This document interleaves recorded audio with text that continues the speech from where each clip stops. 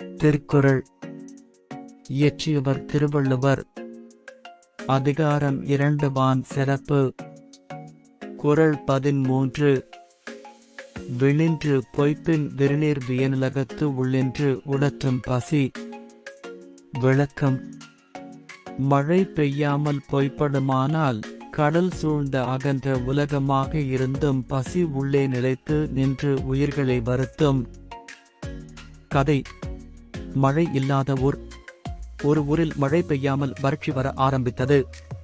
குளம் வற்றியது, மரங்கள் வாடின, பசியால் குழந்தைகள் தவித்தனர். பிறகு அந்த குழந்தைகள் ஒன்றாக சேர்ந்து இருந்த தண்ணீரை சேமித்து மரங்களை நட்டு வைத்தனர். கடைசியாக மழை பெய்து ஊர் மீண்டும் பசுமையாகி எல்லோரும் மகிழ்ச்சியாக வாழ்ந்தனர். பாடம். மழை இல்லை என்றால் தண்ணீர் இல்லை. தண்ணீர் இல்லை என்றால் உணவு இல்லை. உணவு இல்லை என்றால் வாழ்வு இல்லை.